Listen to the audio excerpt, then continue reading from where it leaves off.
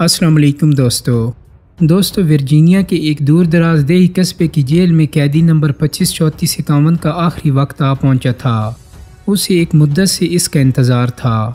موت کا تصور بڑے بڑے شاہ زوروں پر لرزہ طاری کر دیتا ہے اور فولادی اعصاب برف کی مانند پگھلنے لگتی ہیں، لیکن عام سی جسامت والے اس 38 سالہ قیدی کا معاملہ مختلف تھا۔ وہ موت سے ہراساں تھا، نہ اپنے کیے پر پشیماں۔ وہ مطمئن اور آسودہ تھا۔ لگتا تھا کہ طمانینت اس کی جان تک اتر گئی ہے۔ وہ روزے سے تھا۔ اپنی زندگی کی آخری افطار کے لیے اس نے ابلے ہوئے انڈوں، روٹی، چاول اور کیلے کی فرمائش کی، جو پوری کر دی گئی، اور اس نے سیر ہو کر کھایا، جیسے وہ موت کے سفر پر نہیں منزل جانا کی جانب روانہ ہو رہا ہو۔ پروفیسر میاں سعید بھی اس کے پاس تھے۔ وہ شمالی ورجینیا میں اسلامک سینٹر کے سربراہ تھے، جنہوں نے 11 ستمبر 2001 کے بعد بھی اس سے ناطہ نہیں توڑا تھا۔ افطار سے فراغت کے بعد سفر کے لیے تیاری کا آغاز ہوا۔ اس عمل کے دوران بھی اس کے پاؤں میں کوئی لغزش تھی، نہ ہاتھوں میں کوئی لرزش۔ پروفیسر میاں سعید سورہ یاسین کی تلاوت کر رہے تھے۔ 1 گھنٹے بعد وہ تیار تھے۔ سزائے موت کے قیدیوں کے لیے مخصوص نیلے رنگ کے لباس میں اس کا گورا چٹا رنگ اور بھی نکھر آیا تھا۔ ڈیتھ چیمبر کی طرف روانگی سے قبل اس نے موبائل پر کوئٹہ اپنی والدہ سے بات کی۔ یہی وہ لمحے تھے جب اس کے ہونٹ کپ کپائے اور پلکیں نم ہوتی نظر آئیں، اور پھر ڈیتھ چیمبر کی طرف جاتے ہوئے بھی اس قیدی کے وقار اور اعتماد میں کوئی کمی نہیں تھی۔ بستر مرگ پر باندھنے کے بعد اس سے کہا گیا کہ وہ جو کہنا چاہتا ہے کہہ لے۔ اس نے اپنے جکڑے ہوئے ہاتھوں کی انگشت شہادت اٹھائی اور کلمہ طیبہ کا ورد کرنے لگا۔ 4 منٹ بعد اس کو موت کا انجیکشن دے دیا گیا۔ ہوش سے مدہوشی اور پھر موت سے ہماغوشی تک اس کے ہونٹوں پر اللہ کی وحدانیت اور محمد صلی اللہ علیہ وسلم کی رسالت کا اقرار جاری رہا۔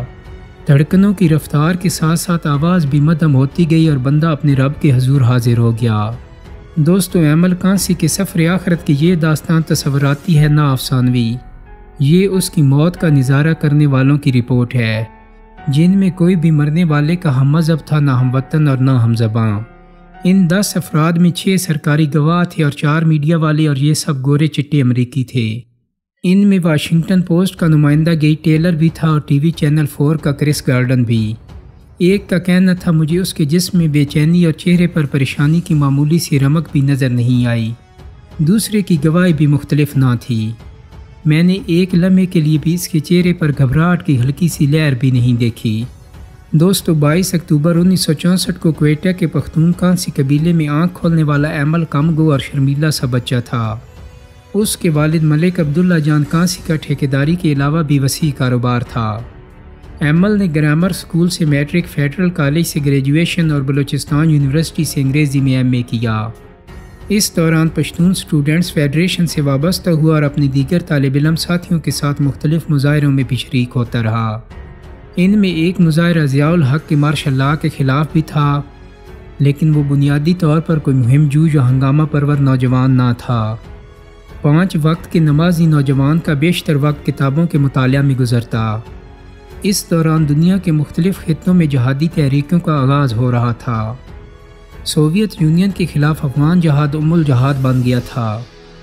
وہ کبھی کبھار اپنے دوستوں کے ہمراہ جہاد میں شرکت کے لیے افغانستان بھی نکل جاتا، لیکن اس نے کسی جہادی تنظیم کی رکنیت اختیار نہیں کی تھی۔ طالبان یا القاعدہ سے بھی کوئی تنظیمی تعلق نہیں تھا۔ البتہ کابل سمیت افغانستان کے مختلف علاقوں میں اس کے دوستوں میں طالبان بھی شامل تھے۔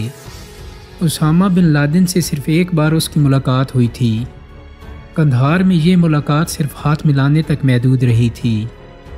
والد کی وراثت سے 65 لاکھ روپے اس کے حصے میں آئے تو اس نے امریکہ کا رخ کیا۔ یہ 1991 کی بات ہے۔ اس کا ارادہ ورجینیا میں مقیم اپنے ایک دوست کے ساتھ مل کر کوئی بزنس وغیرہ کرنے کا تھا۔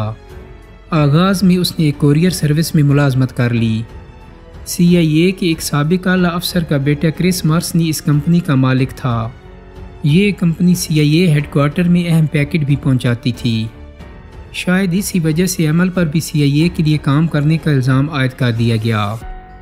یہاں تک کہ جنرل حمید گل بھی اس پراپوگنڈے سے متاثر ہوئے بغیر نہ رہے، اور انہوں نے اگست 1998 میں اپنے ایک انٹرویو میں عمل پر CIA کی ایجنٹی کا الزام عائد کر دیا۔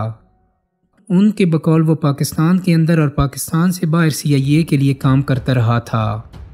عراق پر امریکی بمباری اور فلسطین سمیت مسلمان اقوام کے خلاف امریکی پالیسی حساس اور جذباتی عمل کے اضطراب میں اضافے کا باعث بنتی گئی۔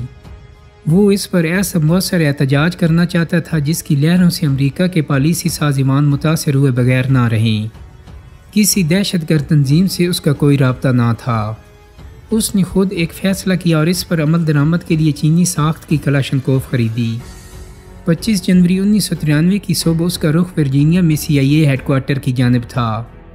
سٹریٹ 123 کے چوک میں سرخ بتی پر وہ گاڑی سے نکلا اور CIA کے اہلکاروں کی گاڑیوں پر فائرنگ کر دی جو CIA ہیڈ کوارٹر کے مین گیٹ کی طرف مڑنے کے انتظار میں تھیں۔ اس حملے میں 2 اہلکار ہلاک اور 3 زخمی ہو گئے۔ یہ رش کی اوقات تھی اور ایمل کو حیرت تھی کہ وہ اتنی بڑی واردات کے بعد اس ازدحام سے بچ نکلنے میں کیسے کامیاب ہو گیا۔ اگلے روز وہ پاکستان کی طرف محو پرواز تھا۔ آخرکار کچھ دنوں کے بعد امریکہ کو پتہ چل گیا کہ اس واقعے کے پیچھے ایمل کانسی کا ہاتھ ہے۔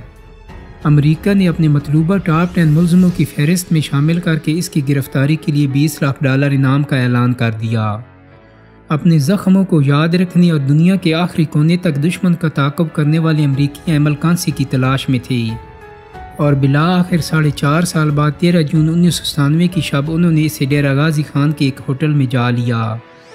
روپوشی کی اس عرصہ میں بلوچستان میں بگٹی نواب سے لے کر ڈیرہ غازی خان کے کھوسہ سردار تک اسے پناہ دینے والوں نے سخت سے سخت دباؤ اور بڑے سے بڑے لالچ کے باوجود جس طرح اپنا فرض نبھایا اور بالآخر ایمل اپنے ہی دوستوں کی جس بے وفائی کا شکار ہوا، وہ ایک الگ داستان ہے جو میرے چینل پر موجود ہے اور اسے آپ دیکھ سکتے ہیں۔ دوستو، امید کرتا ہوں کہ میری آج کی ویڈیو آپ کو پسند آئی ہوگی۔ اگر ویڈیو اچھی لگی ہے تو اس کو لائک اور شیئر کر دیں۔ میرے چینل کو سبسکرائب کرنے کے ساتھ ساتھ بیل آئیکن کو بھی کلک کر دیں تاکہ آپ کو میری آنے والی مزید ویڈیوز کے نوٹیفیکیشن ملتے رہیں۔ بہت جلد ہی ایک نئی ویڈیو کے ساتھ ملاقات ہوگی۔ اپنا بہت سارا خیال رکھیے گا۔ اللہ حافظ۔